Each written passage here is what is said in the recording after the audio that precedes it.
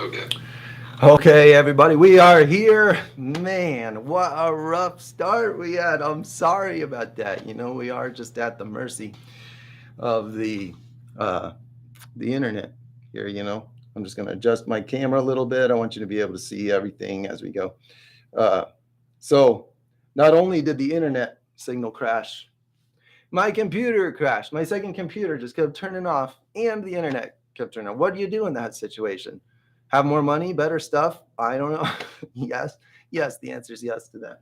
So finally, we're here. It's working. So I'm gonna start painting this scene. Very excited to see how many of you were patiently waiting here on the chat. And guess what? We have Ben in the studio with us. Let me make sure we can hear. Okay. Yeah. Only check it out. I'm just this weird sounding little voice today that's gonna be coming from nowhere. That's it. It's just a quiet little voice. So Ben is reading your chat, even though you might not hear what he said. He's there. He's just this quiet little thing from my laptop over there. Here, I'm going to show you. All we have for Ben. All we have for Ben is just this little computer. He's here over to my left. The story of my life. He's here. Right? That's Ben. Like where once I was a video, now I'm just this little whisper in the corner of the room. But rest assured, I'm watching what you guys are talking about over here, and I got one job today, and that is to get the message to Joe. So yeah, chat away, and we're happy to hear from you. Okay, sweet. So I would love to hear. Oh, I can hear myself coming. I hear the delay. I hear the latency on the video. I'm coming through the laptop. I'm just gonna have to get used to hearing my voice. So I would love to hear if you guys can actually hear Ben talking on the laptop. I'm curious how well that's coming through. So. Oh yeah, they got me. Let's paint away. Yeah, we're gonna paint. Okay. So make sure you let Ben know. Make sure you let Ben know if you can't see the painting from this view or from this view. I've got this set up so that you can see things close. I got this to see the whole picture. I like what I see. Okay, just be my eyes. Be my eyes. Let me know if you're not seeing what I'm doing here. And then, of course, I've got my reference picture over here on this computer. And if I share that, here's the reference picture. This is what we're looking at. This is what I put on the thumbnail. And so my idea is to use that beautiful sky. This was my backyard. I just shot that with my cell phone in my backyard. And, it wasn't a photo project. It was just a memory. And then the same thing with the flowers and the mountain on the right. That's another local spot very close to here. That's our local Mount Eldon, it's called. And is that a canvas that you're working on? Yeah, it sure is. That's a canvas. And so I'm going to combine the elements that I see. And this canvas has been painted many times. This was one of the paintings from one of the old live shows with like a mountain and some sky. I don't even remember. I just painted over it. And so I primed it with gray house paint. For anybody that it seems like those questions get asked every time. Very good. Now we got it answered. So what I want to do is just capture the color patterns. I mean, I didn't take those pictures in order to just paint those pictures. I just thought, hey, it'd be cool to paint something like that someday. So when I was thumbing through my old photos trying to get ideas for the live stream, I was thinking, you know what I'll do? Oh, my camera's not on. That black screen is just because I've got a camera that the power button's not pushed. Give me a second here. We'll turn that on and you'll see my tray with my materials. Okay. So I'm going to put white on here and I'm going to... you're going to love this. Your camera just showed the world that you've got no memory card and then it went away. So I guess... Yeah, right. There's no memory card. Yeah, we don't need a memory card for this. We're not recording this one. Yeah, gosh, I can't even handle that.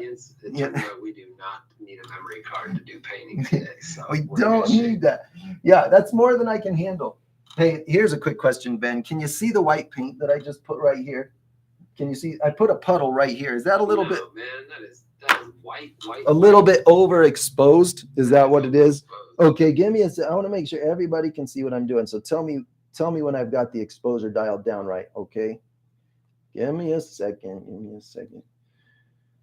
We do have a little discussion here about how it is good to practice painting over paintings, but you do have the texture of the work underneath that you got to deal with. And so maybe you can use gesso to resurface it. You know. Yeah. Okay. Very if good. You got like a shovel, like a nice sharp shovel, and just drug it across there. Yeah. Yeah. That's why Joe's talking. Not me, guys. Yeah. Sorry. Right. I can see the Yeah. white now. Looks good. Okay. Very good. So black and white, and you know, every sky I've ever seen, I could do with red, yellow, blue, and white. But I like to use black as a shortcut, so I'm putting black there in case I need it.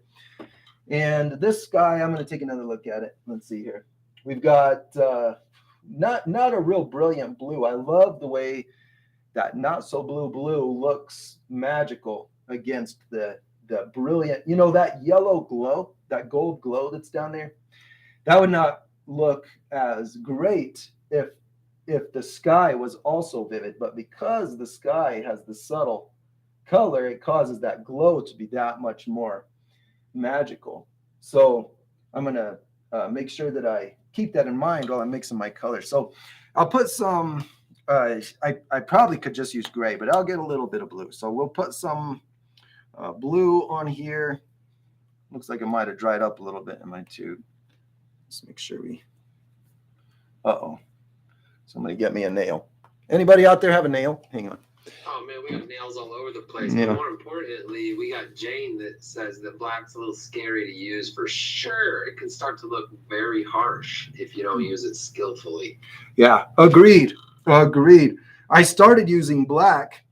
You know, okay, so I have just discovered the downside of using squeeze tubes. I was so excited about these for the last several live streams. I was like, I've moved to using squeeze tubes. Everybody look at my squeeze tubes.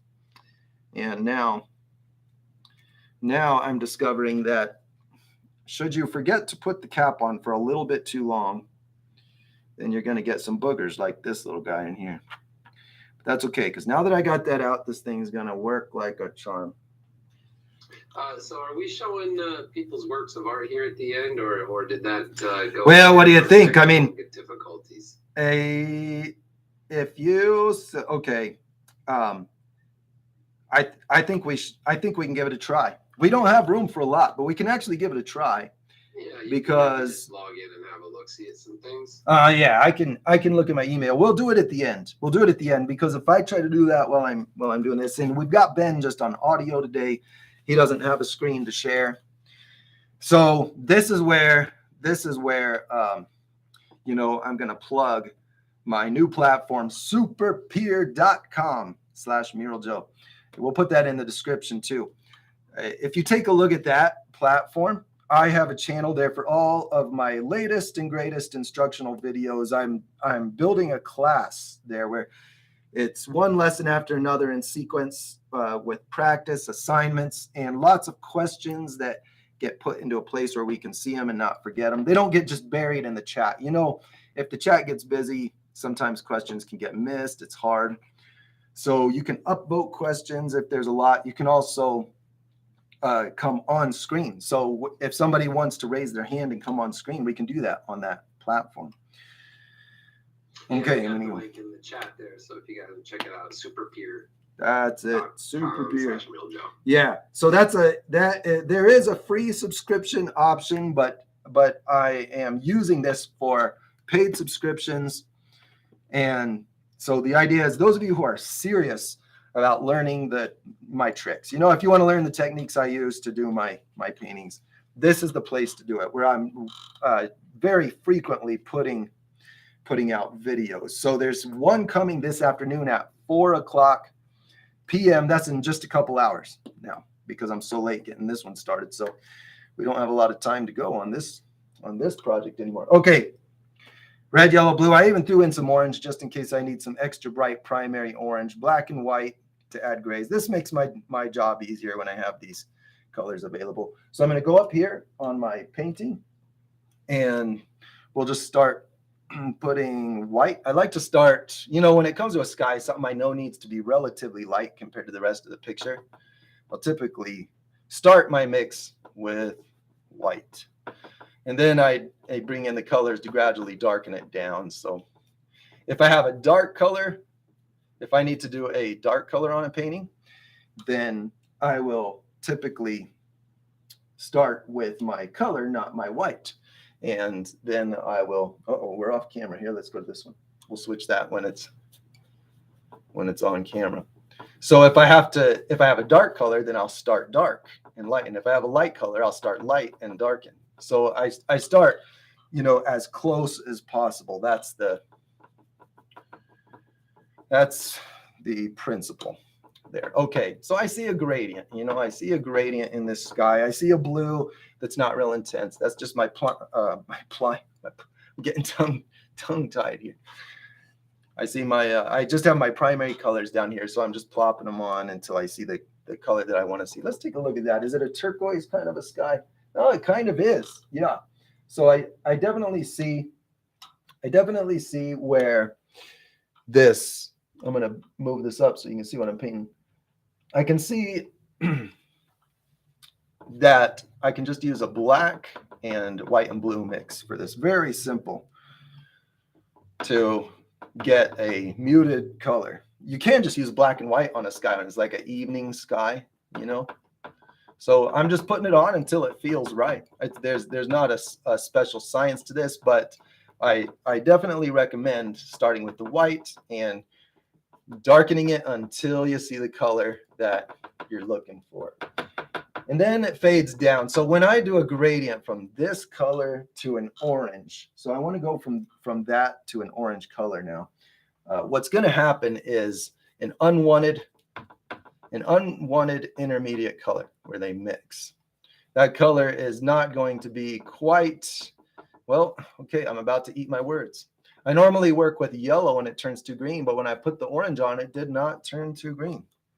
So big shout out real quick to Jane, and I'm sorry if I'm butchering your name, but big shout out. Just shared the link to your Super Peer. Hey, all right. Facebook. Sweet. Superpeer.com/realjoe. That's where a lot of the good stuff is happening these days as well. Thank you. Thank you. Thank you for sharing that link. Really appreciate that. Okay, I guess I still am going to use a transition color. So, there's different terms thrown around in painting. You'll hear people say mid-tone a lot of the time. I don't hear a lot of people say transition color. That's something that I started saying because of the purpose of the color. So the purpose of this color is to give me the kind of gradient that I'm looking for, and it helps one color transition to the next. Where a mid-tone might just be, it might be for similar purpose. It might be to capture the reality of the scene. But a transition oftentimes is like a corrective color. I don't know. They're probably the same thing. I still have a hard time separating them in definition. I just use a different word depending on my intention with it. But I want to transition between this light blue and this very light peachy color. And I want it to be a bit more purple where it transitions, because look at the picture.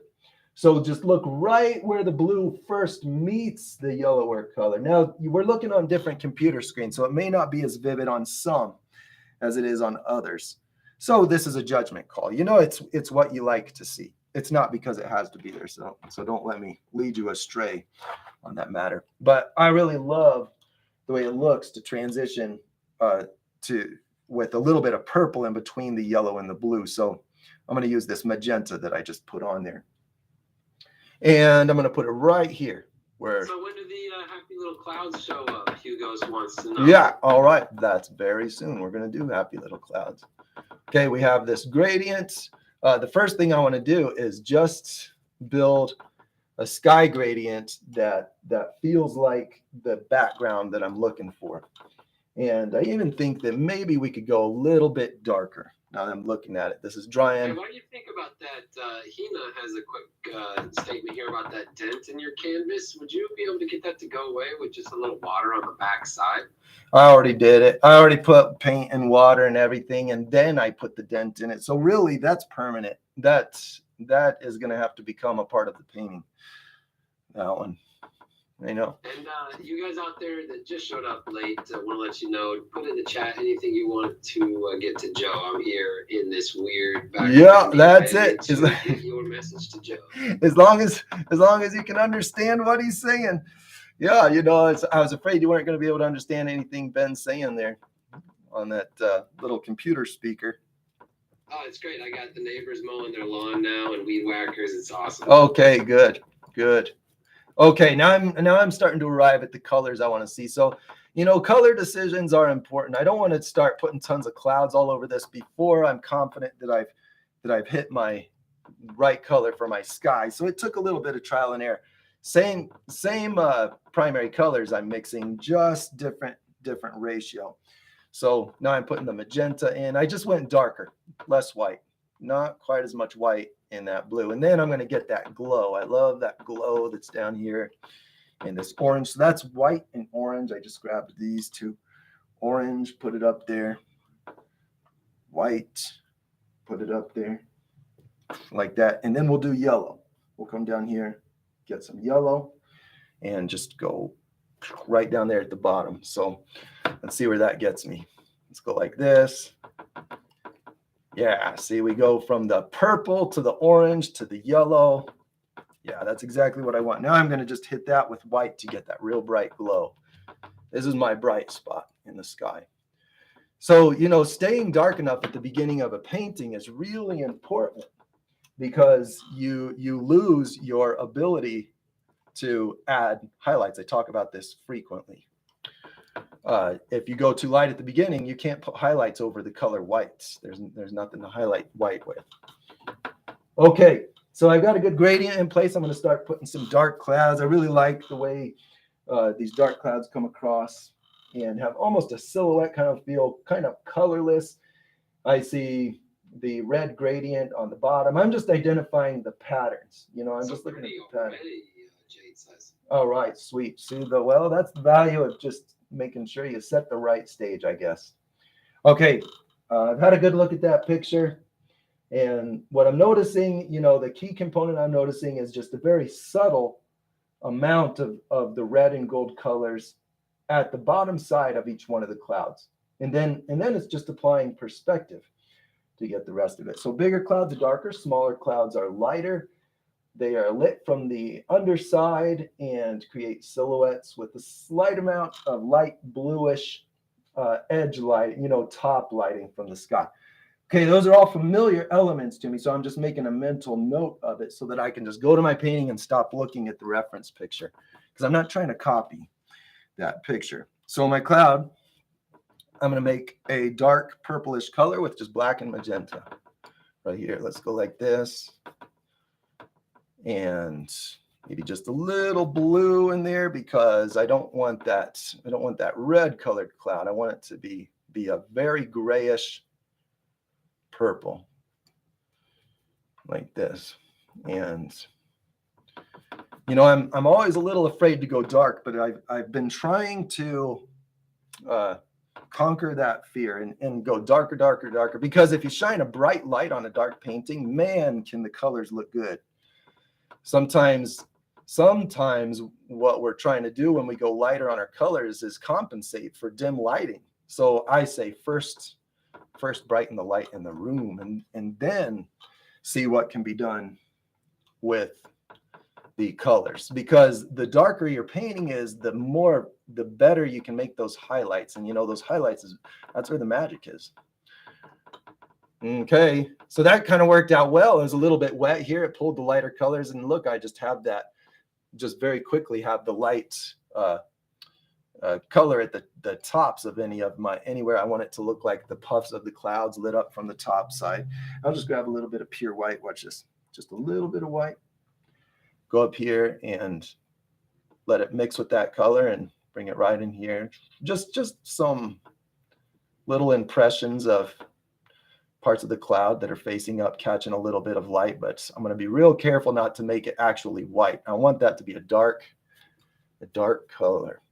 Hey, so I heard we got some people here from Connecticut and from Sweet. And from Yeah, where do we have people New tuning in Zealand from? And many other places. That's pretty cool. Wow, sweet. Thanks for tuning in, everybody. It's always exciting to see the broad the variety of different places. I love that. To think that we have this in common while we're in our own places with our own cultures and our own customs. We can come to Pennsylvania, Texas out there as well. Good to hear from you guys. Nice. The UK chiming in. SX, what's up? What's up? Cool. What's SX?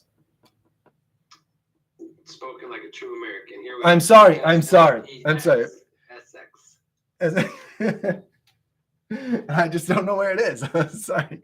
I know, but we're not great with geography. No, I'm not. Well, me, as an individual, I'm just really not good at that. Dude, Pakistan up in the house. What's up? All right, cool. All right, there's my red at the bottom of my cloud. I'm going to put some more in here. Let's do some more clouds. Wherever we put that red, I can just put a little bit of my darker colors on top of it. I'll go down here and get, what was that? It was like blue, white, black, magenta. That was a little bit of all these here. Okay, and we'll go up here and looks like it needs a bit more black and magenta. That's too blue. So I'm going to go down to my palette and get the black and magenta right here. There we go. Just got to say what up to France, London, and Havana, Cuba. Nice. All right, cool. So your audio's coming through all right out there, huh? That's really good. I'm just impressed that we were able to come up with some fang-dangled way to make it work. It's really great. Problem solvers. We're not great planners, but we are good problem solvers. Yeah, not great geographers either. No, my geography is that of like an 8-year-old. Yeah, but I'm going to make that better. It's important. I don't want that to be confused with not important. I admit that I'm just, underdeveloped in that way, but I want to be better. I want to understand where people are from, because these are great places that I want to visit. I want to go there, and I don't want to seem like a dummy. Well, if I may be sappy for 1 second, it's just nice to see that people all over this here sphere are all together because they like pretty pictures of the same stuff. That just makes me feel That's what I'm saying. Yeah. Yeah, that's what I'm saying. I love things that bring people together. My wife, she's been handling the live streams lately, doing the comments. Ben's shoes are hard to fill, man. I'm telling you, but that's like her favorite thing in life is people coming together. Come together, right now. That's right, Lee Child. Thank you so much. I have a great radio voice, Joe. Your audience wants you to know how awesome my radio voice is. Yeah, is it sounding nice and crackly right now? It's good. It's so lo-fi. We put a beat to this. Yeah. We got the next sensation. Oh man. Okay, maybe we can try that. That'd be cool. So all I'm doing now, I systematically going through here and putting the more reddish bottoms on these clouds so that it's catching this light right here. It looks like I could stand to have a little bit more of my silhouette effect on here. So we'll see. Maybe go a little bit darker. I'm going to dial it in, this look. Let's go darker on it. So same colors, black, white, magenta, blue. Okay. That's my color. A little more blue. Let's go a little more blue. There we go. Just a little bit darker. Yeah, because it makes the light look lighter when those get darker. Put some here, some here, some here, and then we'll get our light reddish color. That's still just barely wet enough. Like this. Okay. There we are. Just slightly darker so we can see those clouds. So doing skies, is often a game of balancing contrast. It's a low contrast. What I'm trying to say, it's a low contrast art. You keeping the contrast low compared to what you would do in other subjects, because you see all of this beauty, you see all these colors, but even the most vivid, colorful skies, sure, when you take a picture, you get high contrast, but when you're looking at them in person, then you you just don't get the same what I'm trying to say is you can see so much. Oftentimes, I'll just say oftentimes, the magic that you see in all the colors is happening in a real narrow contrast spectrum, like the darkest and the lightest are not that different. So I'm gradually getting this to the darkness that I want, but I'm going slow, because what it is really, if we're being honest, was misjudging. I misjudged it. I don't want to try to make it seem like I had a strategy to that. It was just, I thought. Are you perfect? Do you like just hit it on the first try? Yeah. How does that work? Yeah.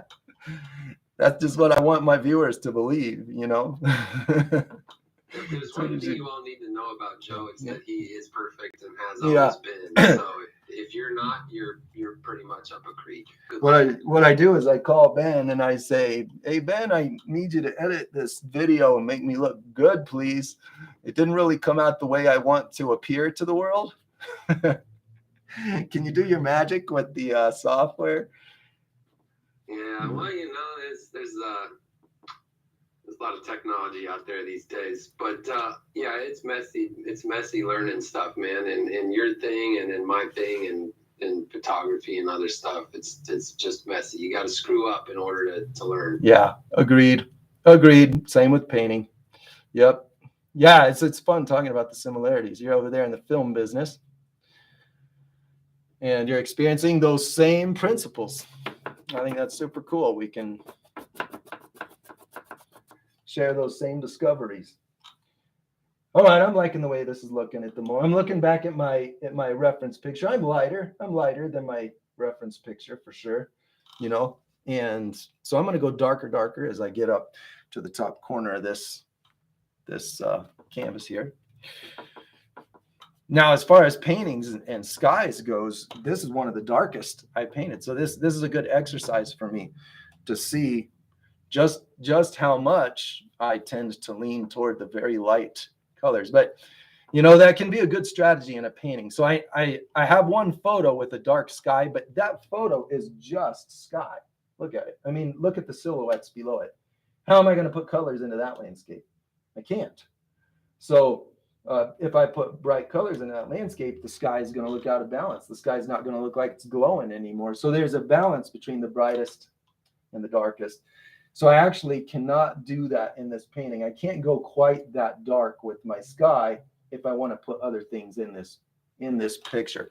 So Darla sees you just kind of correcting things on the fly and being like, "Oh, that needs nudged. That needs nudged." Why is that hard for some people to do, and how do they overcome that? Yeah. So I'm going to say I would love for you to sign up on SuperPeer.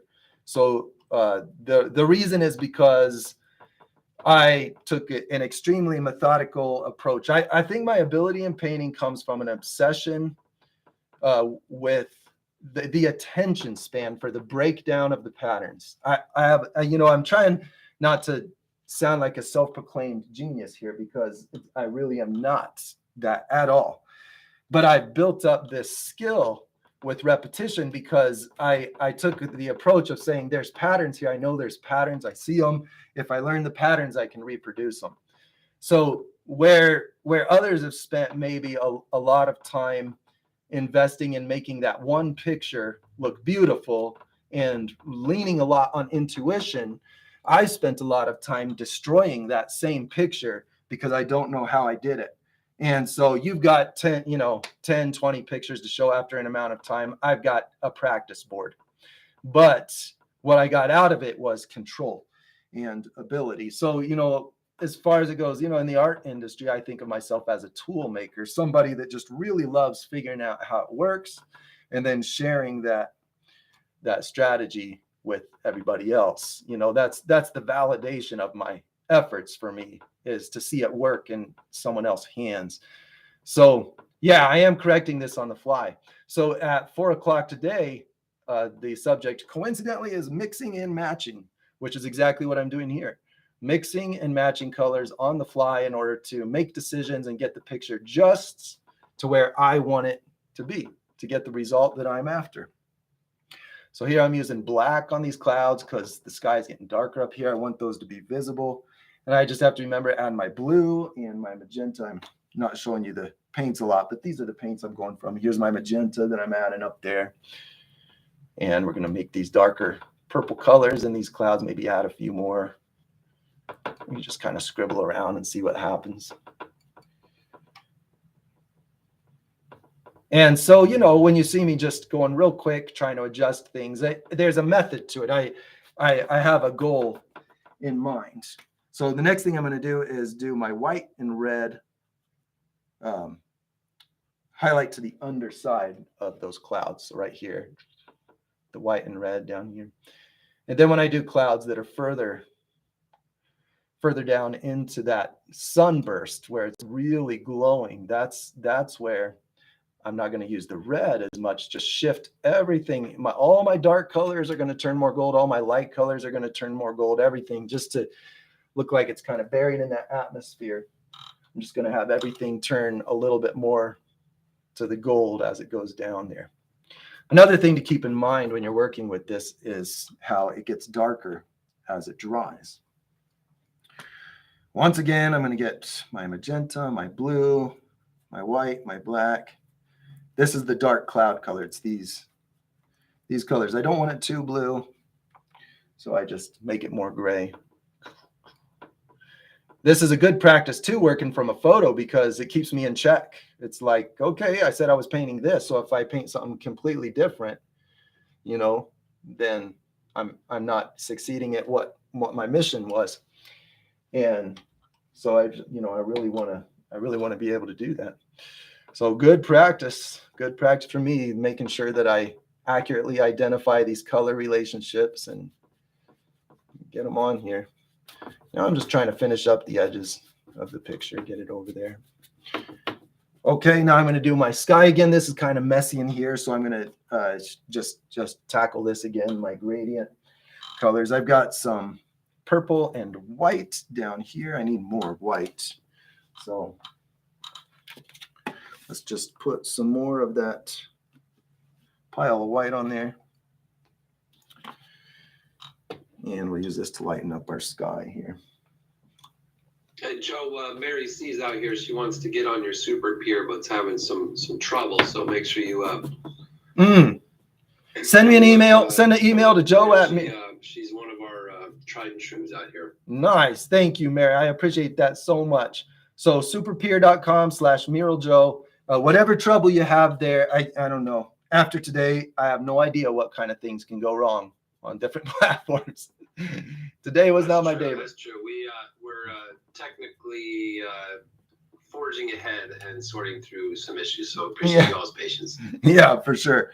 But whatever your problem is, you can always email joe@muraljoe.com. I would love to make sure it's working for you, get it set up. Just let me know. Sometimes it happens, but I will not ignore your email. Okay, I'm just putting the sky back in place. Same color. So this is a moment when matching, being able to match quickly is really helpful. Super helpful skill to have, to be able to in a few seconds get back to a color that you were previously using, because you need it to be wet again, because you want to do some blending again. So here I want to do some blending. I want to come down to this lighter purpler color. So we go magenta and white right here. Just grab that. And when you saw me just dab right there, see, I'm putting paint for later use right there, just very quickly. Oh, that's too much. I put it right there. Then I come up here, make my mix, bring it up here, do my blending, because the quickness allows me to get the smoothness that I'm after in the blending. And so I'm always trying to move quickly to get a smoother texture to the painting. Okay, time for some orange. Mix that with that white. Put that in there. Some more white. It looks like this black is, okay, it's dry. I can go over it. Oh, not all the way dry. Got a little bit of black in there. Excess paint goes down there. One for you, Joe, from Cosetto. Okay. Cool name. So Cosetto says, you really do explain and teach in a comprehensive way. If I were to ask you anything, it would be, do you recommend gouache? Gouache? Is that a brand? It sounds like it's a brand. Gouache. Can you look that up on the internet for me, man? Yeah, let me see if he has clue what you're talking about. Yeah, I don't know what that is. Yeah, I mean, it's worth just, Ben's like, I'm just going to read this off. Maybe Joe knows what that is. I don't know what that is. I apologize for not knowing. Okay, here I'm making a nice dark cloud. I want to see it going, I love the way it looks when there's like a narrow crevice between clouds. So I'm going to put this up here. Blue, purple, a little bit of white, so that's not too intense. Trying to blend that with the existing colors right here. Yeah, what is gouache? Interesting. Here we go, nice dark cloud. I'm going to get a light. All right, well, to settle the mystery that's just simmering out there in the audience, I'm sure gouache is a water-based paint consisting of natural pigment, water, a binding agent, and sometimes additional inert material. It's designed to be opaque, has a considerable history, blah, blah, blah. So it's kind of paint. Okay, it's a paint. Yeah. All right. Well, there is no paint that I say use this paint. I say learn color. I say learn color, and then whatever medium you like the look of, use that. So I could grab oil paint and do all these same things, So I don't like take a stance on this is the best paint to use. For me, it's just the preference of handling. You develop your own preferences as you spend time messing with something. Me child says they paint with egg whites. Nice. That's cool. That sounds like old practice. It sounds like something that would have been done a long time ago as well. You really do that, huh? You paint with egg whites. I've heard of using that to get a good crackle effect, like getting a finish that cracks apart on purpose. It's funny how much you pay to make those things happen on purpose, and then how much you pay to make it go away when it's not on purpose. Yeah, accidents make some of the best stuff ever, but you can't just hope to get lucky. You gotta put yourself in a good position to get lucky with skills and work and other things. Anyways, yeah. Okay. Yeah. All right. That sounds like it's spoken from experience there. Yeah, well, I'm in an industry where everybody's trying to get lucky, and if they're not where they want to be, then they say, well, I didn't get lucky. But that's just a very small part of it, and maybe painting is a lot the same. I think so. Magic things can occur in your canvas when you've got your techniques in order, when you've got your color science understood, when you got your depth perception right, et cetera, et cetera. Right. Yes. Pop out. And magic things can happen accidentally as well. But it's a very frustrating life to rely on that. Yeah, and anxiety inducing as well. A lot of people here are like, oh my gosh, he paints right over his stuff so fast, like how can he be so dismissive of his work? Yeah, exactly. So now I'm dunking in the water. Here's something I haven't shown yet. Just a quick dunk in that water and paint that's like halfway dry, because I've been brushing this back and forth for a while. It'll still blend and move around a little bit if I just put a little water on it, but it's reaching the end. It's reaching that point where it's not going to move for me anymore. So I bumped up the red, and that I really enhanced the red in that cloud. Okay, I kind of like how in the photo it's like, I keep looking back at that photo. I like how it kind of breaks apart and you see the light under the dark area. So I'm going to put this, see what I'm talking about is over on the right side. I like how the light peeks through that dark. So I'm going to do that effect right there. We're going to go over here and get white and then go up to the canvas with our orange. So whenever you just want a real good glow effect, you just work toward yellow on the rainbow. Whatever color you're at.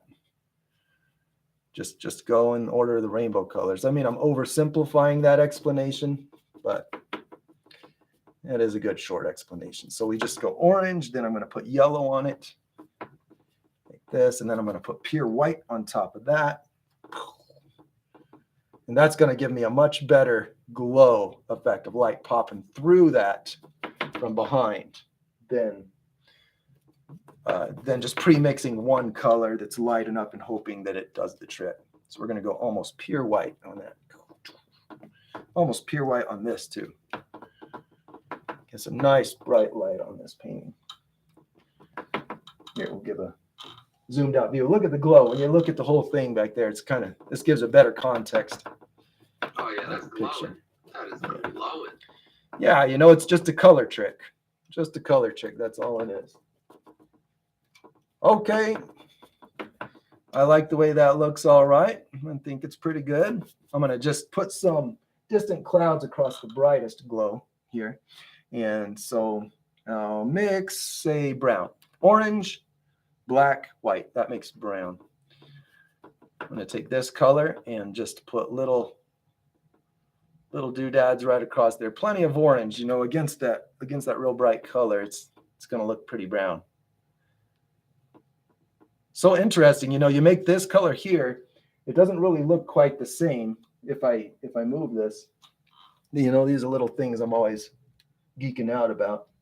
We've got this color against this, you know, against here, it looks, you see all that orange, but then when you come up here and put it on, you're like, that's just nothing but brown. You know, I guess they look kind of the same in this one, but there are times when it tricks my eyes and it looks bright in one circumstance and then way dull in the other circumstance. Jane says that's a great sky, and they can see how painting the darker clouds as dark as the photo reference would have been too much. So good call there. Okay, and thank then, you. Darla is saying, how does it feel when you scale down from a large to a smaller piece that you're working on? Oh yeah, well, it's therapeutic. It's a really good feeling. It's, you know, doing it on a large scale, there's definitely more at stake. You know, any corrections are big corrections. You're putting a lot of labor into your picture, so it's kind of nerve-wracking, the thought of messing up and having to redo it. So then when you get on a small one and you're like, oh yeah, I'm going to do what I did on a 10 square foot section on this little 10 square inch section, and it's just so much less stressful. And so I like it a lot. So I highly recommend painting big and then using the things that you practice on the small scale. You know, practice things you're going to use on a small scale. Practice them big. You know, like you learn big movements that are real basic, and then you can dial them into real fine motor skills. I try to talk about that a lot in my videos about the motor skills of brush handling. It's been a real helpful thing for me to recognize and intentionally develop, understanding that just because a technique isn't working now, if it's just because I'm having trouble with control of the brush, then I have hope. I'm like, okay, it's a motor skill. So I'm going to put in some time.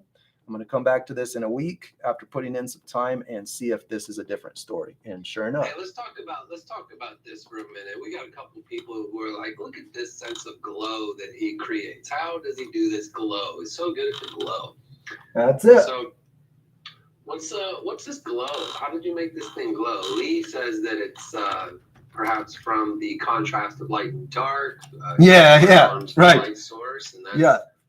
No, I appreciate the comments and the questions about that. It is a very, you know, I hate to take the magic out of it, but this is something that you can tell a computer program to generate very easily. Actually, I hear a lot of talk about AI art these days. That's another subject, but you know, this is very systematic. So the way you generate glow is by understanding what happens to color as it gets brighter, what happens to color as it gets darker, so that when I'm lightening and darkening things, there's gradients all over, right? We could convert this to black and white and we could see gradients everywhere.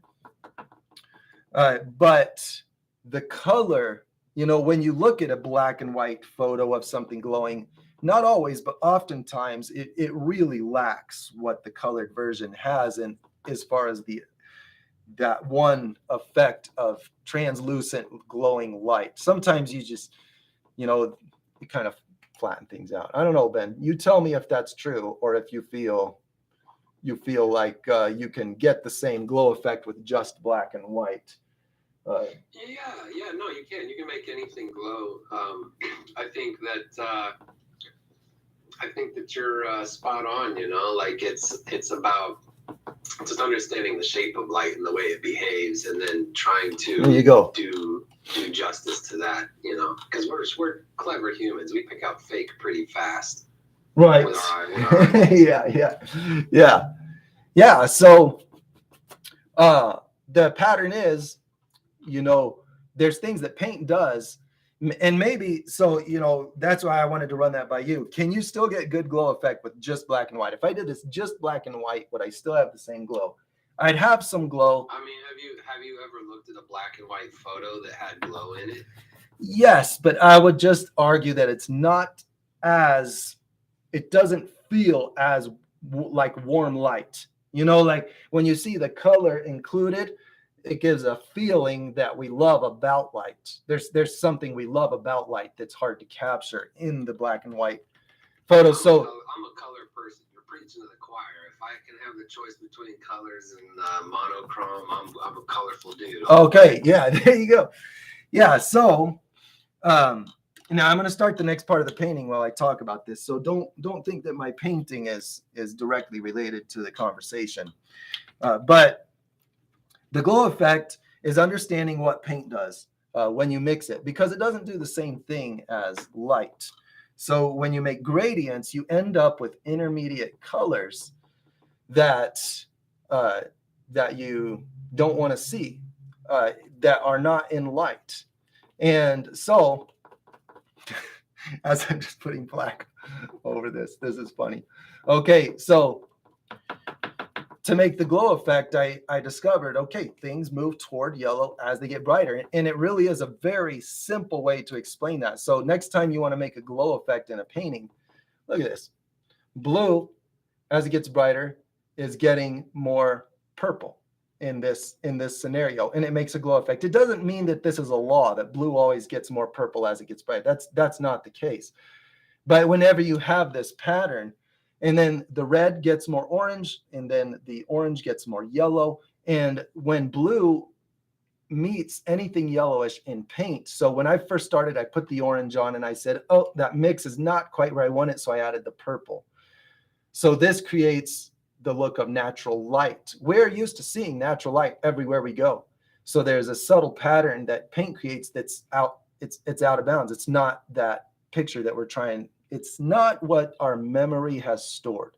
So we see an unfamiliar thing. We see a color in here that's too gray where the blue meets the yellow. You want to make it look like light, you correct that to do what light does. So that's why I put the purple in, so that we don't get any of the green when we do this. So that makes the sky look like it's illuminated, and then that combined with the shifting hue of going toward the yellow as it gets brighter, and then being sensitive to the balance of it. So it doesn't shift to the intensity of that color as it's being added can be a real deal breaker.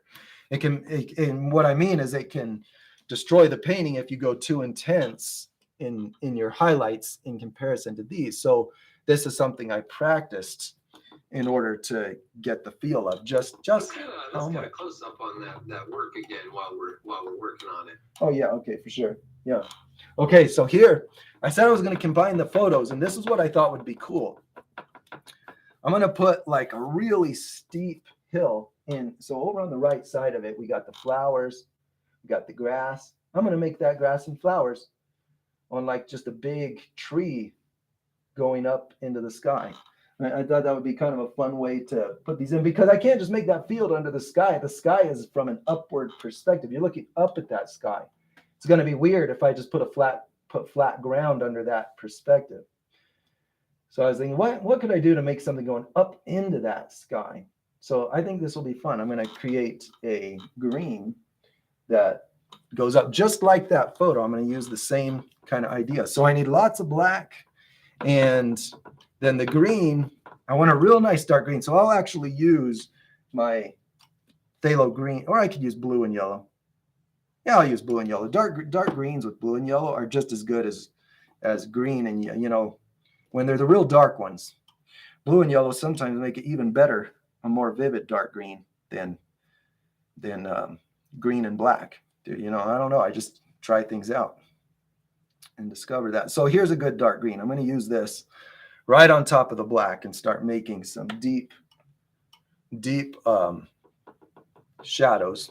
And then I'll start building highlights out of those. So, unfortunately, I put a whole bunch of white on this. So it's going to take a pretty heavy load of paint to cover that. So I'm going to get lots of yellow, lots of blue, lots of black. But the fun part is, that you can just load it on there. And if you know where you're going and why you're putting that color on, sometimes it's easier to manipulate it when it's really heavy. And those heavy black beads that are in there, those actually can create the shadows that are in between different little bits of foliage. Now I'm going to put some green down here. There's yellow, here's blue. Then I'm going to just load it with black and get lots of shadows in there. Just scribbling around, making quick work of it. It's just a start. I'm going to go identify the areas that maybe need the most help later on after I get something developed here. Okay, here we go. Here we go. So getting myself a good base of a black to a deep color where we don't have white. I didn't mean to have white. There is white. It's okay. It's not going to destroy the picture. But ideally, I would start without white because, it just removes, and I'm already adding black. That removes color intensity. If I darken something that already has white, then I'm removing too much color, more than I need to remove. So, the way you can really build a good base to put highlights on top of and get three-dimensional texture, whether it's fur or a field of flowers or pebbles, something that has high points and low points and shadows. Just start with a color and a black, a color and black. And then once you have this base of some color already with black in between, you have your first layer of shadows that are going to be deep. All you have to do is tell the rest of the story. Okay, so we're going to go like this. Now, so what do you think about putting magenta in with your black and green? Mary is asking for your shadows. Well, I'm not going to do that right now because I just want this green to have as dark of a shadow as possible. And so I can do like little accents. I say that's totally up to artistic discretion to do little colors within the shadows. Yeah, it'd be super cool to put little bits of magenta from the sky coming down. I'm just not there yet. I want to just build my three-dimensional object and then see. So, and then say, oh, what kind of side light or ambient light could I add to make it even better? But I'm approaching this kind of with like playing with Legos, where we're just building up the basic building blocks first. And then I'm going to get those other things. And I've got some purple flowers. So I don't want to jump to the magenta and the greens before I get my purple flowers in place, because those are going to jump better if there's contrast. Okay, so now my picture's got a lot of like grass and leaves. Look at this picture. Lots of grass and leaves on that. So now if you just look at the deep blacks and greens in there that are behind all of the detail, that's my start. That's my starting point. So I'm just creating depth, because if you create depth, then there's all this forgiveness on your details. Whoop, wrong camera. Okay, so I'm going to go up here now, and let's go down just a little bit so we can see. There we go. See the bottom of the painting. And what I'll do is mix a brighter green, so it'll be probably faster, since I'm getting to smaller details. Hey, tell me a little bit about your color selection in shadows. So if not magenta leaning, another is asking, what about blue leaning for shadows? Well, I start with just black. And so this goes back to the original comment, black is scary. But, this is something I think happens in traditional art study, is you get all of this advice to jump to advanced specific methods. Okay, like let's say that I'm over stirring this while I talk. I just need a green. And so, like you, Ben, let's say in photography, you start right in, someone starts right in on all of the nuances. What's a good example? You have basic principles that are sound and true, but there's all of these subcategories, these nuances of it. And yeah, it's absolutely a process of grasping what is the biggest, simplest, most important thing, and then what details can you build on top of that, and then when you grasp that, what details can you build on top, right? Till you get down to as much refinement as time allows, or as you have brain cells for. You run out of money a lot of the time. Yeah, but yeah. Getting the simple thing of is it a moving story? Like that's number one. Right, there you go. So in film, let's say you nail the CGI, but the acting is terrible and the story is just not creative.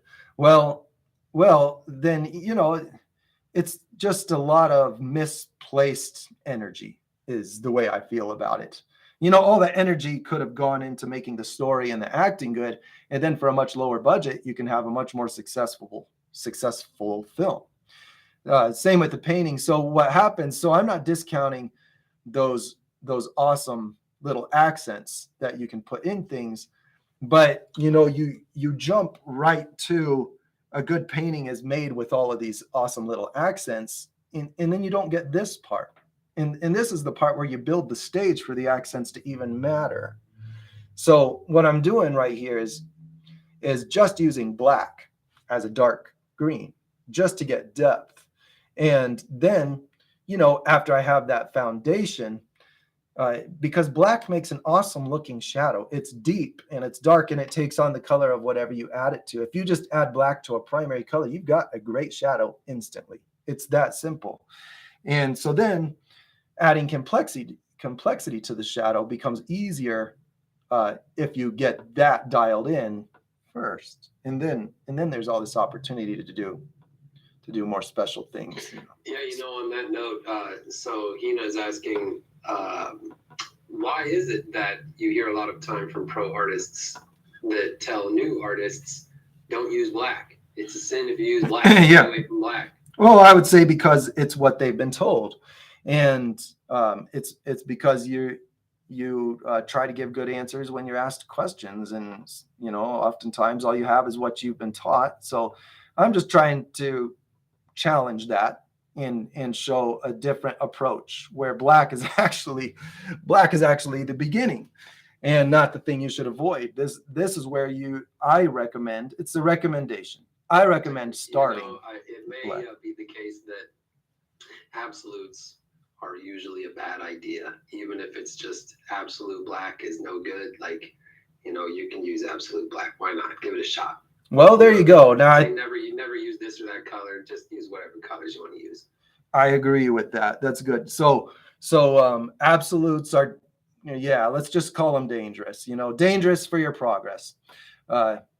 Absolutes are there's the kind of a place for everything, if you ask me. And so it actually took me a long time to discover what black could do for my paintings. I learned to paint with red, yellow, and blue, and you can look at my old videos and see me doing that. Just see me going crazy with those primaries, and I got a lot of good reactions from that because it's a good trick. But the end result is not better. It's not better without the black. And so then when I learned, hey, I can do the same thing, but start adding in black where I need my darkest shadows, and then that became just start with black and then use the color where you need it. Okay. Yeah, that seems to opens up some creative juices for our audience here. Good. Knowing that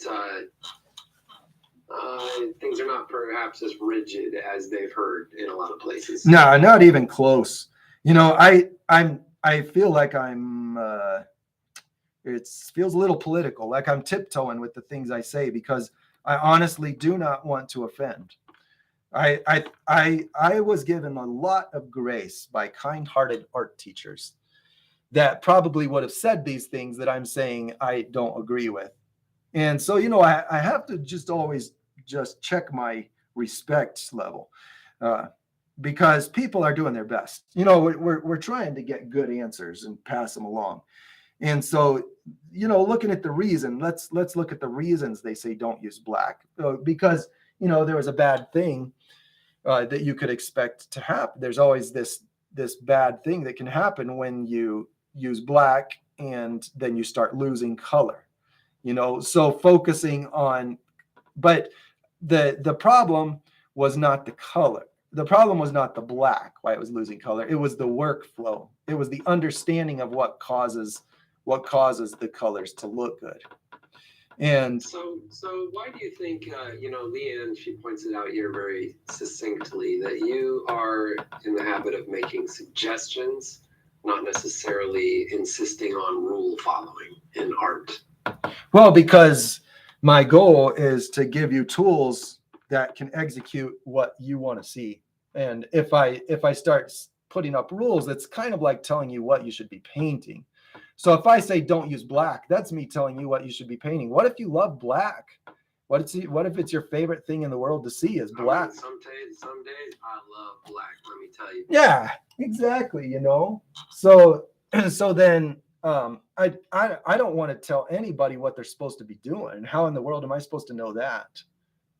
More like economy is built on finding demand and then figuring out if you can offer a supply for that demand.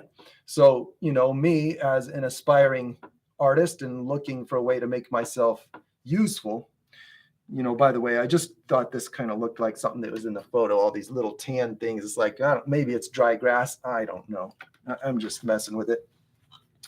So, I said, hey, there's all these how-to videos. I love finding out how things work, and I'm trying to make good looking artwork. So then my goal was then to have good tools, find good tools. And then I'm doing, that process of trying to offer good supply for a demand.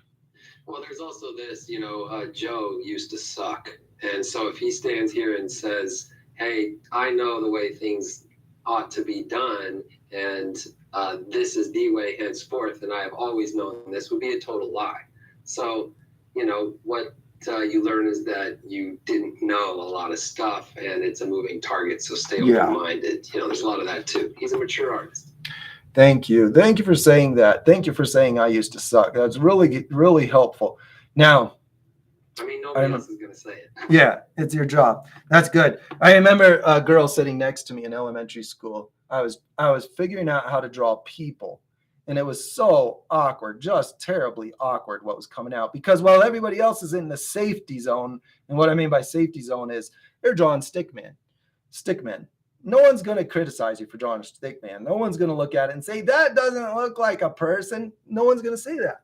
You're safe if you just stick with stickmen. And so this is what you do, and when somebody makes fun of you too much, or when you've had enough, you revert to artwork that has those basic things in it. And you're like, I'm done. I'm not an artist. I'm discouraged. I don't want to be ridiculed. The feeling's so bad that you just revert to those tried and true methods that everyone knows. So here I am drawing my three-dimensional, what I wanted to be three-dimensional people. She's like, why do you draw people like that? It's so weird. They just look so strange. She's talking about the heads in the wrong place. Why do you make their head sticking out like that? And man, I just felt embarrassed. I was like, oh man, my mom and dad say I'm a great artist. It just hurt. Hey, well, that's what are they for? They pump us up. Yeah. And so it was true. There's awkwardness in the transition from, where something that's great to, or the safe zone that is no skill required, nobody cares. But when you want to take it up to a different place, there's all this awkwardness in the transition. And speaking of things that you don't have much skill at. Coseto is asking, have you ever done anime characters or cartoon characters? Oh yeah, I'm gonna have to take a whack at it. You know, just very casual, just casual attempts for kids. You know, like I did a quick portrait of one of my daughter, and I don't think it was in a true anime style. Someone that's really into anime would say that's not anime.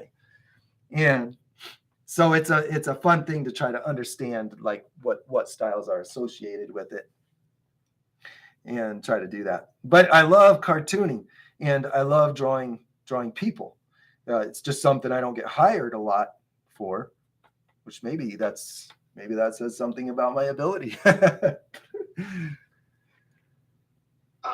What's up, Chris Myers? He says that you have always been talented, so I told him to just be quiet. Stop. You're ruining things. It's a nice compliment. I know, man. There's always one. The internet. There's nowhere to hide these days. The internet being what it is.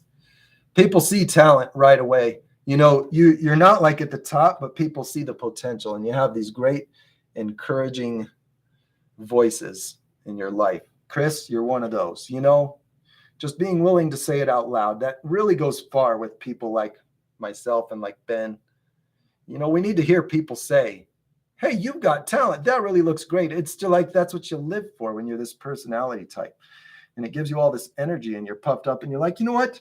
I am going to keep trying at this. I think I actually can make it because these people like me and they like my work. I would add to that, actually, as a person that has a career in creative work now, like, it matters a lot. And I would encourage every single person out there, if you know somebody that is like trying hard at something that's not been established before and they're taking chances and they're trying to be creative, if you just tell them that they're doing a good job or you believe in them, that will be something they never forget for the rest of their life and may change the direction of it henceforth.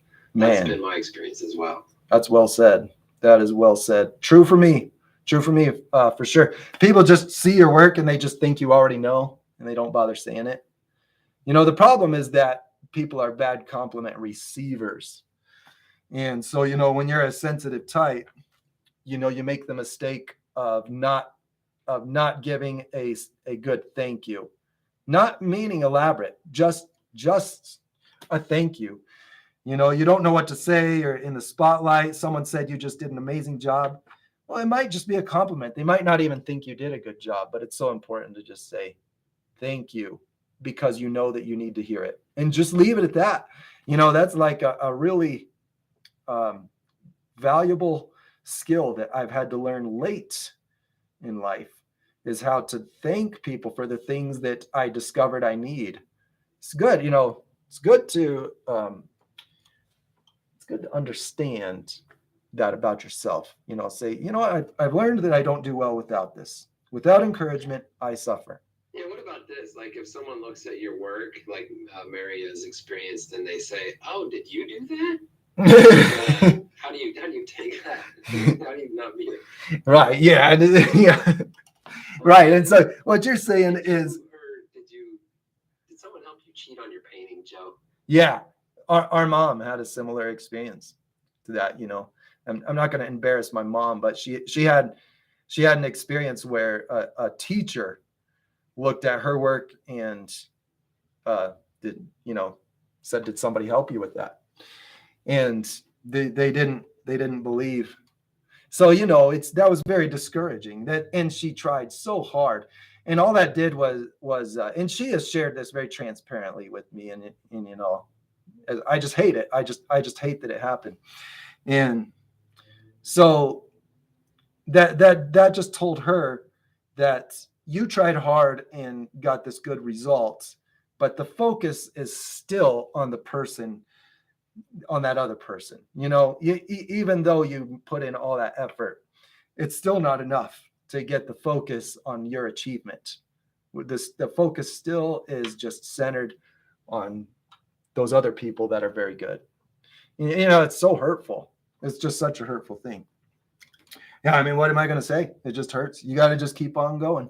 Do what you want to do. You know, you do it because you love the process. You love to get your hands messy. If you're trying to make it turn out like anything acceptable, you're setting yourself up for disappointment. And a lot of that's out of your control. So just enjoy getting messy. And also, Chris Myers says, hey, your family's always been an inspiration. So just passing that on too. Hey, sweet. Thank you, Chris. All right, I'm going to make a dark purple so I can do some of those flowers. I love the way those flowers look. Blue and magenta. You can also just do it with purple. I mean, I could also just grab this. They come out the same. You know, whether I just use the purple with some white. Here, this is faster. Let's just use purple and white. Purple right there. So look, no white added, no color. I'm not going to do that. I'm going to go into some of these deep spots with this deep purple color. And this is going to really help to have, this is going to help me to have good depth in the texture I'm creating here. So all of the depth that's created in this picture is being done by just using the light and the shadow, not with how sharp the details are. You know, the depth is created with strategic placement of the colors. Okay, so here's my dark flowers coming up out of the shadows. So now watch, I go down here, I add some white. And so everything I demonstrate here, I just want to remind you, check out my SuperPeer channel. You know, this, to really grasp this and practice it, I'm not saying you can't, but I'm saying if you want the fast track, if you want what I think really does the best job of showing you, you know, how to do these things, there's practice involved. And I would love the opportunity to point you toward the practice that I've done in order to hone these abilities. And like I said, I did it because I believed it could be done, and I had a passion for discovering the process and the patterns. Is there any discounts or promo things or anything for the SuperPeer thing? There's whisperings of it. I just there is. If you go to the front page of my website, then you'll see that you can all of my pre-existing videos that you can see at muraljoe.com. You'll have access to those. You know, up until now, the way to have access to those videos is to subscribe on my website at muraljoe.com, which gives you access to seeing all of my full-length videos. But now I've started on SuperPeer with a constant schedule of live-streamed lessons so that there's a much better relationship of follow-up and learning and teaching and just getting things ironed out. So now that I'm moving to putting all of the new content there, I don't want people to miss out on those videos. If they're trying to see those videos, then go to SuperPeer. I don't want you to not do SuperPeer for the sake of my website. So go there, and then I'll give you access to the website for free. And you'll do that because there's you can just email me, or you'll see in the community pages on SuperPeer. It's only you'll only see it if you pay to subscribe. You know, there's posts that are for paid subscribers. You can filter them that way. And so I've made some posts in there with discount codes to just see all of my videos on my website for free. Okay, I'm just putting my purple flowers in. So notice that I just put the lighter purple on the top side of anywhere I have the darker purple. And look how it just jumps up out of those shadows, like this. I don't really care about the exact shape. So, Joe, do you ever paint abstract? Not too often. You know, I've thought about it on this wall behind me. I've thought about it as a good decoration in my studio. I think it'd be a fun thing. It'd be a fun thing to take color knowledge into the abstract. A lot of things are accomplished by accident, I think, in the abstract genre. And I think that an abstract artist could use, I'm not saying they don't, there might be abstract artists, I just haven't seen the content. If you use these principles about what creates the different effects we see around us, then I think you could control an abstract painting to deliver some really fantastic results if you wanted to take it that way, you know. You know, also check out Joe paints an outer space scene that is pretty freaking cool, man, in an abstract sense. It's like a 4-part series, maybe. Check that out. Hey, all right, thanks. Yeah, thanks for mentioning that. Okay, so now I can just load this up with purple flowers. See my light purple. All I'm going to do is stay consistent with where I have, I'll put a little magenta, just. So it's coming together seemingly all at once, right? Like people are noticing, they're like, oh, all of a sudden it's, boop, oh, there it is. Look, a little hillside with the thing, and I see it now. Yeah, there you go. Like they were looking for something, and then all of a sudden it came together. What do you think makes it come together in that way? Well, I've experienced that so many times. That's why I call it stage setting. You know, that's why I say I'm setting the stage, because you have the things that you know need to be in place for that final perception. You know, in order to have this be perceived as three-dimensional plants coming off, you have to have the shadows. You have to have the shadows going into a more saturated color that will be lost if you add black and white at the same time. And, you know, on a side note, maybe that's why the industry has leaned for so long away from using black, because using white is so encouraged. Go light, go light, go light on all of the atmosphere and everything. When you have white and then you try to darken something that already has white in it, that's probably a lot of the problem that people are running into when they're saying don't use black. But the problem was where the black was used, not that it was used. Okay, anyway, I set the stage with all those shadows. And so then when I come in with my highlights, these little pink highlights, for example, I'm not just putting them anywhere. This is a bright color. I'm putting it where the bright colors are. That keeps my lighting consistent. See my bright greens? So those are great places to put these little dots of this light pink flower, because those are areas that are already established as coming out into the light. So here, see this bright green thing coming up? That's a great place to put this light one. I wouldn't want to put the real dark purple over the top of that. This is a good place for the real bright magenta. But then if I want to take my darker purple, I'm going to get some of it down here. I've already got my stage set. I've got it mapped out, what's where. And so now as this gets closer to a shadow, you know, maybe here as it comes around into that dark, see how it's shadowed right there? And then maybe as it goes deeper down the plant, as the greens are getting darker, see these greens are mixed with black. So that's where I put that darker purple. Now the whole section keeps its three-dimensional look. Much less detail is needed for a good looking end result, because now imagination is saying, oh, that's a real thing with light on it. And then it fills in the blanks for you. Okay, so now I want to make this go up into the sky for my to bring this all together. So what I'm going to do is put my same base colors on, but now lighten it with atmosphere color. So black, and I'm going to do my blue and yellow on top of it. Oh, whoops, I'm getting off camera here. Oh, we're going up here like this. So I'm just kind of scribbling around here. Let's go out and in again. Maybe. Joe, this is looking very pretty. I just want you to know it's looking very pretty. Like I want to frolic. I want to roll around on that hillside. It's so pretty. In this nice sunrisey kind of an hour you've got for us here. Okay, good. Thank you. Good. I'm glad to hear that. Okay.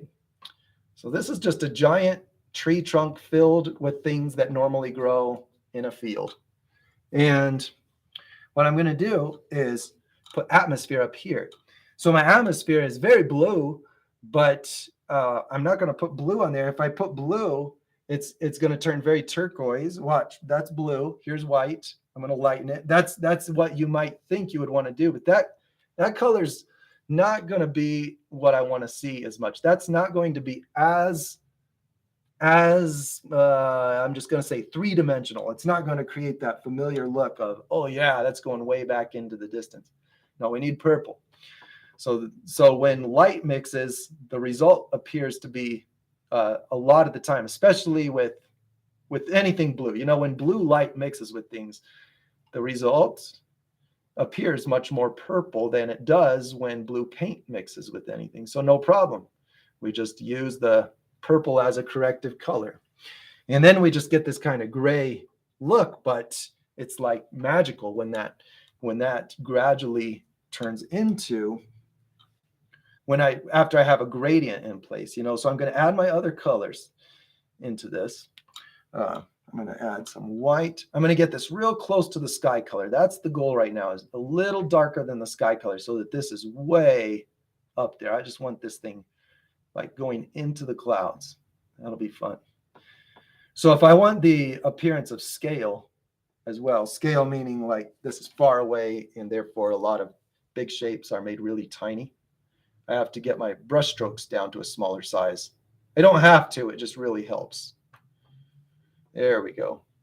So that purple I put in there is going to be a big help in making this have the look of being the blue atmosphere and light mixing, and not just the paint on my canvas. Joe, I want you to answer a question here. We're having a little bit of a back and forth Mhm. about Okay. reasons to paint. What are your reasons to paint? Why do you paint? It takes my mind to a happy place, just like Bob Ross, you know. Every day's a good day when you paint. Not that he sang that song, you know, but is that, you know, that thing that was floating around YouTube. I believe it'll bring a lot of good thoughts to your heart. So I'm kind of in that same spirit. Creating stuff just feels fantastic. It just feels so good. I think we're made to do it. To be human, I just think all I can do is speak for myself. I am made to make stuff. When I'm making stuff, there's an excitement that's in me that feels fulfilled and happy and like I'm living and enjoying life. And so I paint to see what's on my mind happen. I paint to see it happen. It comes to life. And then there's something in me that says, there, now what came from me exists. It really exists. I'm not just an invisible dot, a number. I exist because I had this creation, I thought about it, and I made it, and there it is. You know that feeling, Ben? Yeah, man. I completely agree, which is why it saddens me to see this comment from Angela that she had a professor tell her once that she was a graphic artist, not a fine artist. Man. Yeah. Well, I'm just going to tell you that I disagree. I'm going to say that I disagree that any person can tell you what you are. I don't think that any person has the necessary knowledge to say you are this or that. Yeah, you know, that's in fact true. So that person just revealed more about themselves and nothing about you, Angela, you fine high artist, you. Yeah.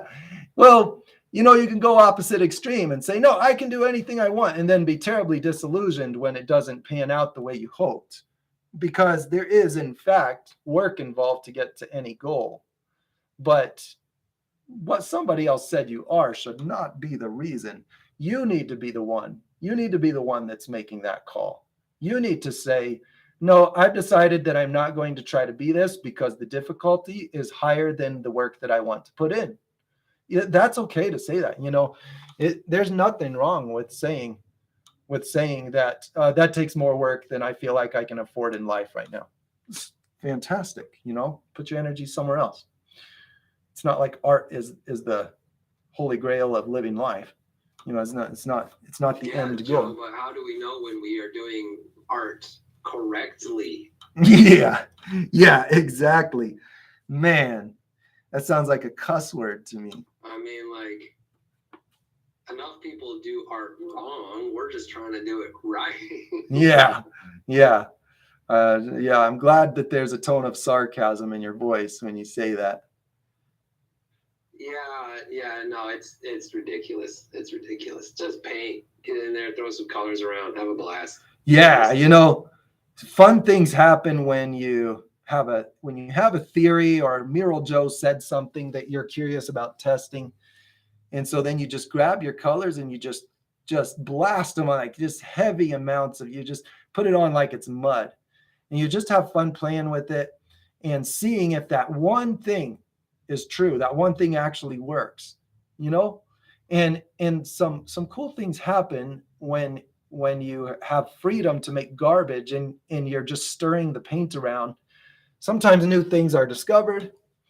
And sometimes it really does just come out as trash, but you shouldn't get sad and think that the purpose, that the greatest purpose there is to have an end result that looks like something. Hey, let's talk about technique real quick. We're up in the clouds talking about a lot of great stuff, but let's bring it down to We this are. atmospheric That was so effect, metaphorical to this painting. this atmospheric effect you've got of this thing rising into the sky and Yeah, being a part yeah. of these clouds. How are you doing that? Purple. That's it. That's it. Just add purple, buddy. Okay. I also lightened it. So, like, basically, if you want atmosphere, mix the atmosphere with the object. So I took my sky colors. You saw me put blue. If you rewind the video, you'll see I did blue, black, white. All those colors were in there. So it already had a load of black in it. So I just put blue and white. It needed purple because paint doesn't turn purpley looking like light does when you mix it. And so when blue light mixes with colors, it has a more, I'm just going to say more purple look than paint. So with paint, we have to add it in. So the way I got this to go way up here into the atmosphere was using that purple. It really is that simple. So this is the moment that I'm saying, get out the practice board and try it. Use purple as you add that, as you add the other colors of the atmosphere to it. Do that. Okay, now. Hey, here's an interesting question from Cosetto. So they get tired every 20 minutes and got to stand up, walk around, shake it off. You've been here for, what is it, an hour and a half now? Yeah. And you're automatic. Like, what's your trick? Yeah, well, okay, so I'm not guessing. I'm not guessing my way through this. That really helps the energy level. So there have been many jobs where I'm doing a whole lot more guessing my way through it. And when that's happening, it takes your energy out. And so if I start doing things and they're not coming out right, so when things are coming out right, I'm like, oh yeah, I'm hot, I'm doing good, I'm feeling good. No, I'm not trying to brag. I'm just trying to say that it's a good time. I'm having a good time and it gives me energy. And so when that doesn't happen and you're just learning, let's just say you're just going through the learning process. The learning process is tiring. And so, I can just stay at this because it's like it's pounding nails into the wall that I want to build. I know it's going to rise up and take its shape. There's no guessing. It's just a matter of when. That's why I also have an exceptional attention span for this kind of thing. An exceptional attention span. I said that a little bit wrong. Yeah, when it comes to this stuff, I really just eat it up. This is my happy place. And that's when I think in life, this is an indicator that you're really on to something you might consider doing forever, is when you realize that you have an exceptionally long attention span for something.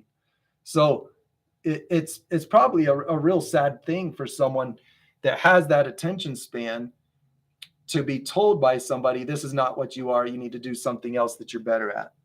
If you've got the attention span, you are a human. That means that you have an amazing ability to learn. And that if you have enough time, it is simply a matter of time before you figure it out because you're human. And humans are awesome. Okay, so I did the same thing to my highlight right there that I did to the rest. See, I made my highlight more grayish. When the yellow hits, you saw me do like the white. I added the white to the green. That makes it, so down here I have this dark yellow vivid color. But if we're talking about adding the atmosphere to it, we're adding blue, we're adding white.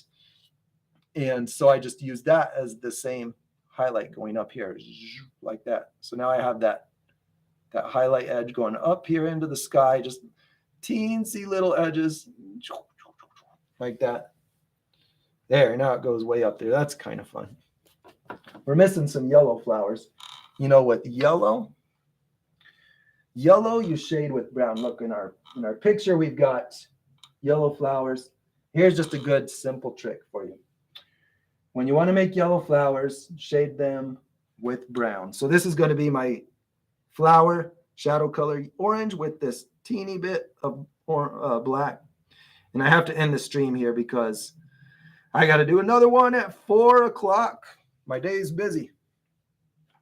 And so if you jump on SuperPeer, you can get right in on that. And we're going to get into mixing and matching some of the beginner intro lessons. This is for paid subscribers only, this one. And it's a continuation of the color theory videos that are also posted there for anyone that wants to go back and view them. And those are for the paid subscribers. I think the color theory videos remain free. Okay, so these are actually going to be yellow flowers. So I'm just going to put them where I want to see them. You know, look, they're just sloppy shapes. You know, the color is going to do the work for me. I don't need like super sharp details to do the work for me. Now, where I have them down in the shadow, I might not even put any yellow on them. These are going to be yellow flowers that are in a shadow. But wherever I put the yellow on, they're going to pop right out of those shadows. Okay, so now let's get some yellow and see that happen. So right here, there's a yellow flower. Right here, choop, choop, choop. Let's make this like a few little yellow flowers. And see if you get a little bit of a gradient in them where it goes from yellow to brown, that's even better. See, this looks like the yellow flower popping out a little bit. Let's put little dots for petals on these.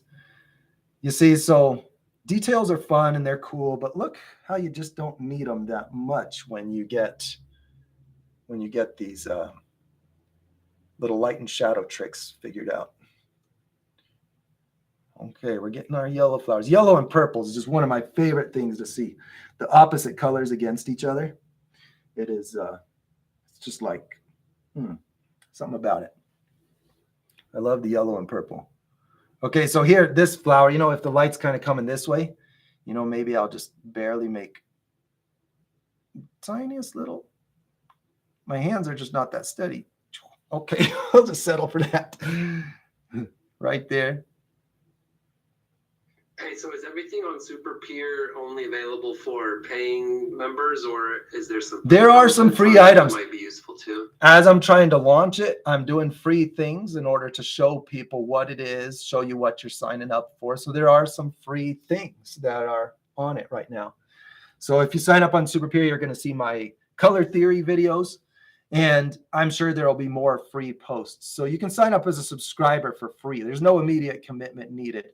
But the videos that I'm doing in the next couple of days, oh man, I'm such a dummy. I should be saying this right now. We have, so I really blew it. I sent out a newsletter and I said, come watch this free intro video on how to paint waves, the new How to Paint Waves series.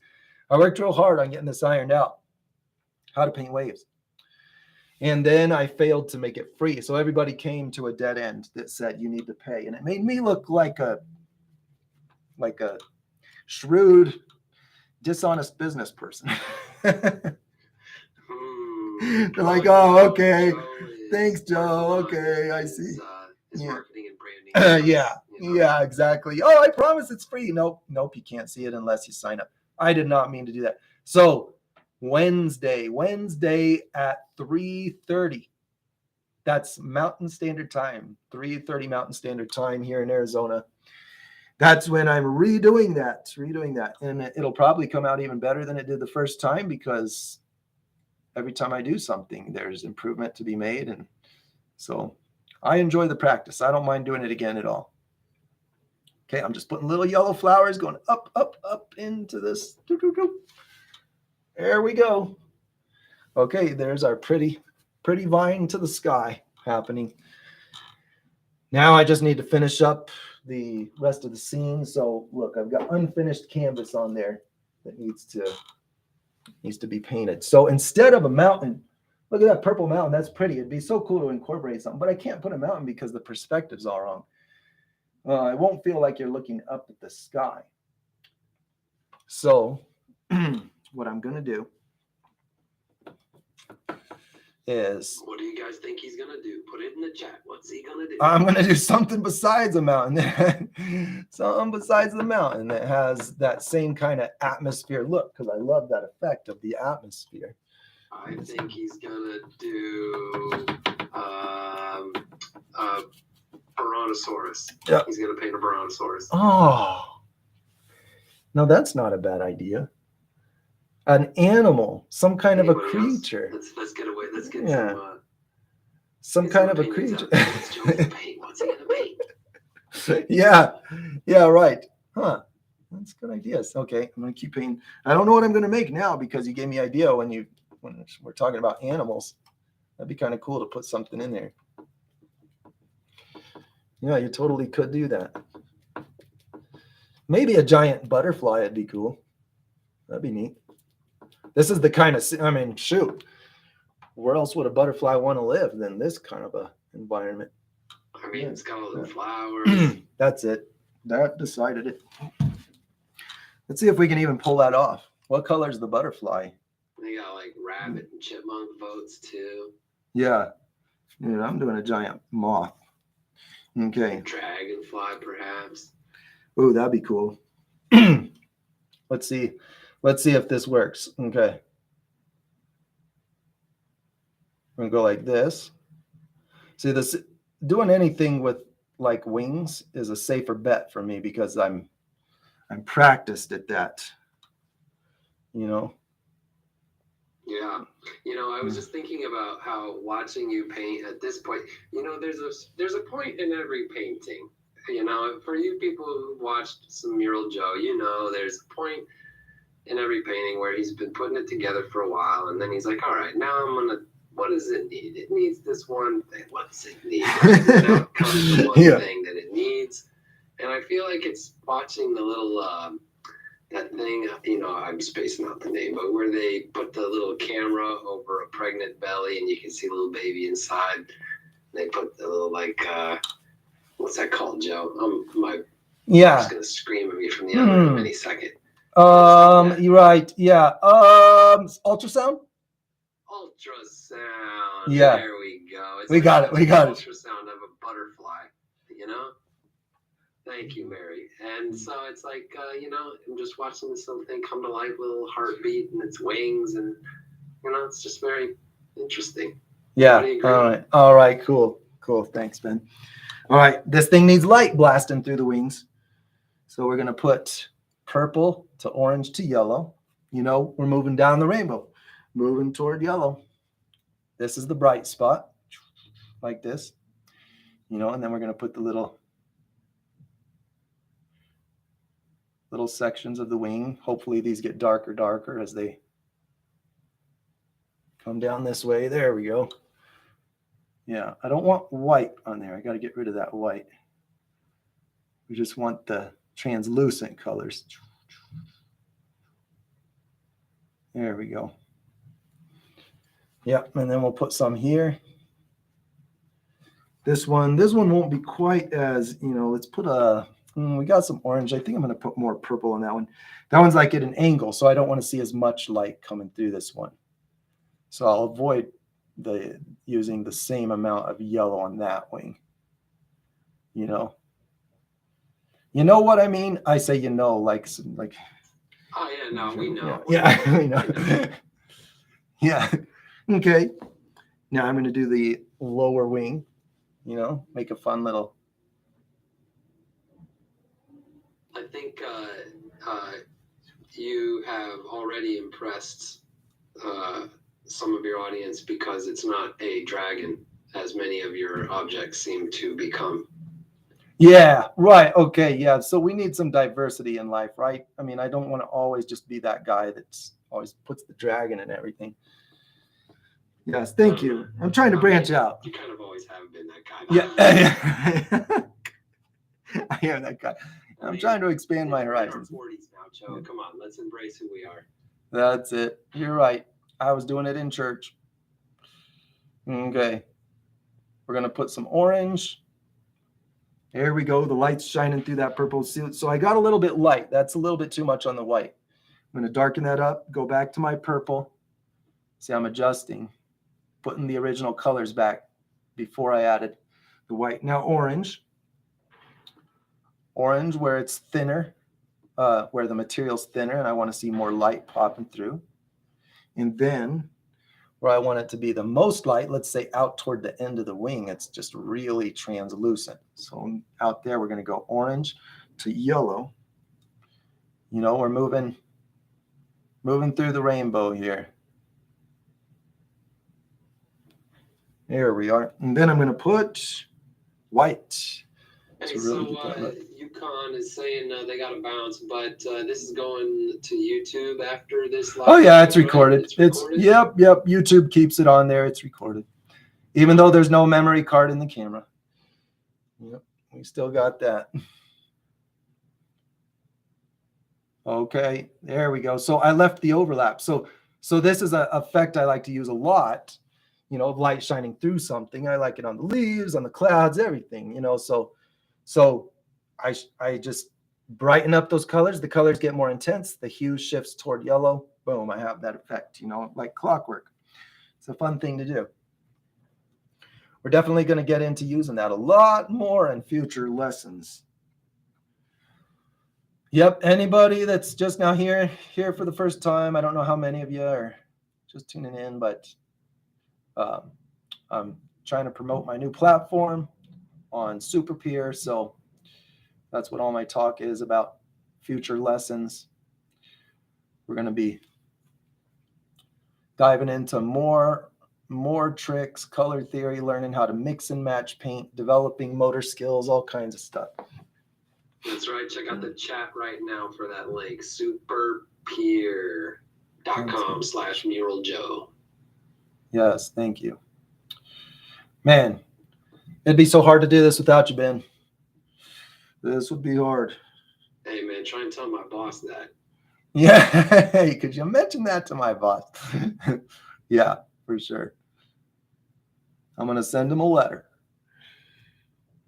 All right, we're going to put some final touches on this thing. Joe's been at it for about an hour and 45 here. And yep, if you have any questions, comments, concerns, insights, you want Joe to know them, put them in the chat and we'll let him know. Yeah, for sure. I think this is going to stir up some questions for today's SuperPeer lesson as well. So I'll be eager to hear from the students, the paid subscribers that are signed up there. So, yep, let me know. We're going to wrap it up soon. Just tell me what's on your mind. Jane loves how the butterfly's picking up the color in the sky and bringing together the layers that you painted. Amazing. All right. Thank you. Thank you. Butterflies coming along. Really appreciate that. Okay, let's put its body. There we go. It's a fat little guy. It's got a body in the middle there. I'm just going to leave it like that. That's good. That's a good butterfly for this purpose. Just kind of flying away. And then we'll put a little bit of something here. Who knows? Maybe another stalk growing up. It's a young one. We're just going to put my black, yellow. Do you want to have a look at anything? Or are we No, let's have a look at a few.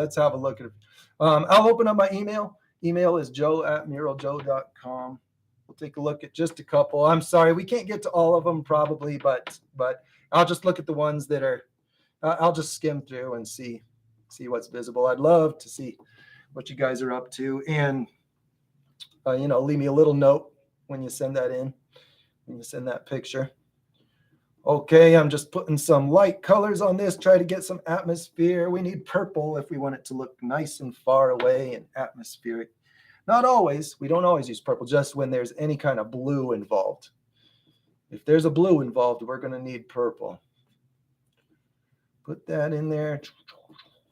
There, see, with them kind of pointing up, it's not going to have conflict with my perspective if I've got these pointing up in a similar direction. I'm just trying to use this as a trick to not tell a different story with my background. There we go. Just put those in there. Let's put some wee little orange highlights in there. Wrap this picture up. There we go. Who even knows what that could be? It's just brighter stuff. It's just light. Light having a good time bouncing off things, making waves. Okay. And it gets darker as it goes down. There's such freedom, you know, just seeing what the colors do. If you have confidence that you're following some guidelines that are representative of natural light. You're like, well, natural light does this, so I'm just going to do this with my paints and see what happens. And then sure enough, cool stuff happens. Okay, that's my fantasy painting right there. I'll probably do a little bit of touch up, clean up the edges, paint the edges, maybe look for any eyesores that kind of poke out at me. But this has been fun. This has been a fun thing, trying to throw this together. Oh, that's fun. Oh, that's the thumbnail right there, Ben. Huh? Isn't it? Isn't that the thumbnail for the, you know, the little brush like this? Do I still got you online? I just switched over to the, well, maybe there's a delay on the stream. I switched over to the other camera, and I for the first time saw it shrunk down small. And I mean, yeah. What I'm seeing looks good. Yeah, I was like, oh, I need to put the finish on the. This is one of my favorites so far. I feel happy about it. Dan likes it. Chris likes it. Yeah, thank you guys. Mary likes it. Well, for me, it's an improvement just seeing big to small. You know how you take pictures of your work and you're like, that's not bad. It takes out all the big imperfections. Yeah, it was a lot of fun. Okay, here's my email. I'm looking at it right now, even though you can't see it. You can see my big nose pointing at it, but we're gonna see what we have here. I'm gonna share. Actually, you know what? I got to go over to the other. Computer. That's going to be an easier thing to share. So let me just jump over here. And right here, this is where we're going to be looking at pictures on here. So I'll find an email and then I'll just flip over so you can see it just like that. Okay, so the first thing we're going to do is go to the correct camera. All right, let's see it. Let's see what we got. Let's open her up right here. Did anybody send anything in? I think we have maybe a shot from Hazel today. She's got a little beach scene. Okay. Other than that, we got a lot of people watching today, not so many sharers. Nice. Okay, that's good news. Okay. Let's see here. Hazel, let's see this, Hazel. I'd love to see this picture. Okay, nice. You really painted this, huh? Oh, that's very good. I'm gonna share. Okay. Oh, it's beautiful. The subtle gradient from the sand color in the foreground to the watery color as you go out. Phenomenal. What great work. I love how just like my painting just now, the sharp details just aren't there, but they are imagined, and that makes it more dreamy and even more interesting. And the perspective, man. Perspective is an easy thing to get not quite right, and then it changes your picture. So good job with the perspective on that as well. Man, great. Okay, let's see what else we got here. We also have. Oh, go ahead and shoot those in right now to Joe at NeroJoe.com. Yeah, if you got some, that's actually the only one. That's the only one I'm seeing here. So yeah, there's a couple people here that are okay. I'll give it a minute. We'll see if it comes. Okay, I'm going to give the last reminder here. Last reminder that I have a new platform that I'm very excited about, where I'm doing in-depth lessons, follow-up lessons. You can even book me for one-on-one calls if you need it. It might seem like a real expense, but if you're serious about trying to learn techniques, these are skills that are developed with a lot of repetitive practice, and I'm here to be your trainer, show you the practice that's required, and get you to where you're trying to go. If you're a muralist, if you're trying to do things on demand, and you like what if you see me doing things from imagination as I want to see them, and you want that control, that's exactly what I'm trying to teach here. Just giving you the ability, not telling you what kind of artist you need to be. As we talked about previously, I'm not into telling people what they should be painting. I hate critiquing artwork for that reason, but I love giving the tools. You want to see a thing like that? So many times we get criticized for what we made, when the real problem is the way we made it.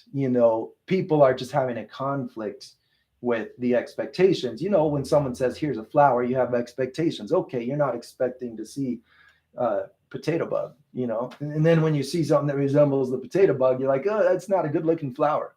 Well, it's expectations are set up, but that doesn't mean, oh, you shouldn't have painted a flower. No, it just means you need the right tools. So my philosophy is give you the tools so that you can bring your vision to life. And that's what I'm doing on Super Pier, just a lot more of the streaming. I don't have the energy to keep doing it here quite as much, Okay, now I'm looking Also, to just see. want to take a second to let anybody know who's trying to sign into Super Pier right now and having trouble. Just shoot Joe at muraljoe.com an email, and he'll be happy to get you sorted out with anything. Appreciate you guys trying to support him and being patient through the transition here. Yeah, and I'm so happy that you guys can actually hear Ben on that speaker that's just coming out of this laptop. Okay, I'm going to call it a day. I don't see anything. If we missed your picture, if you sent it in and I just didn't receive it, then I'm sorry. Send it in anyway. I'd love to see it, and we'll get it shown in a future live stream. We'll be doing this again. So get on the mailing list, muraljoe.com, and just hit the contact tab to see how you can sign up on my mailing list, and of course, subscribe on Super Pier as well. All right, that's it, guys. That's it. We're going to call it a day. Thank you, everybody. Thank you.